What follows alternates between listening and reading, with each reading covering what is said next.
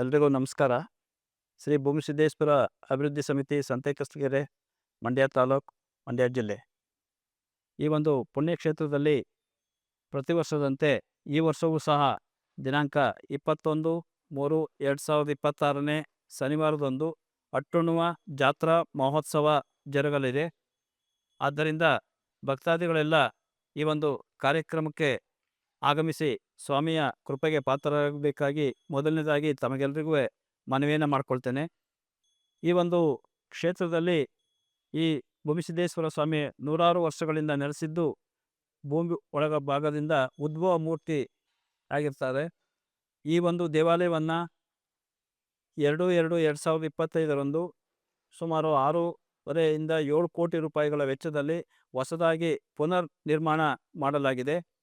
ಈ ಒಂದು ಅಟ್ಟುಣ್ಣುವ ಜಾತ್ರೆ ಅಂತಕ್ಕಂಥದ್ದು ಈ ಒಂದು ಕ್ಷೇತ್ರದಲ್ಲಿ ನಡೀತಕ್ಕಂಥ ಬಹುದೊಡ್ಡ ಜಾತ್ರಾ ಮಹೋತ್ಸವ ಅಂತ ಹೇಳ್ಬೋದು.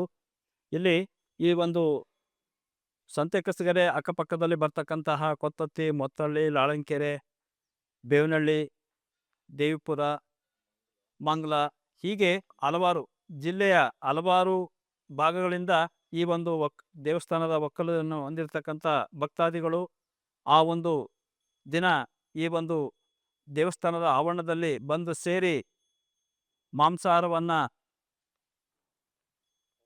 ತಯಾರಿಸಿಕೊಂಡು ನಂತರ ಬರ್ತಕ್ಕಂಥ ಭಕ್ತಾದಿಗಳಿಗೆ ಪ್ರಸಾದದ ರೂಪದಲ್ಲಿ ಉಣಬಡಿಸ್ತಾರೆ.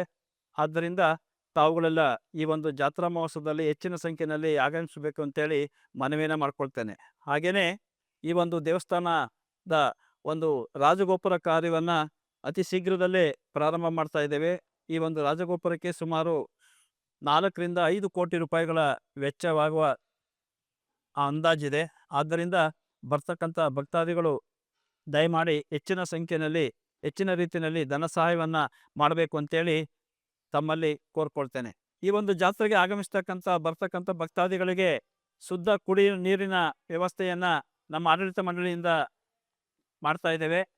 ಹಾಗೆಯೇ ಮಂಡ್ಯದಿಂದ ಸಂತೆಕಸ್ತಗೆರೆ ದೇವಸ್ಥಾನ ಆವರಣಕ್ಕೆ ಬರಲಿಕ್ಕೆ ಈ ಒಂದು ಕರ್ನಾಟಕ ರಾಜ್ಯ ರಸ್ತೆ ಸಾರಿಗೆ ಸಂಸ್ಥೆಯ ಬಸ್ಸುಗಳು ನಿರಂತರವಾಗಿ ಮಂಡ್ಯ ಬಸ್ ನಿಲ್ದಾಣದಿಂದ ಈ ಒಂದು ಸ್ಥಳಕ್ಕೆ ಸೌಲಭ್ಯವನ್ನು ಒದಗಿಸ್ತವೆ.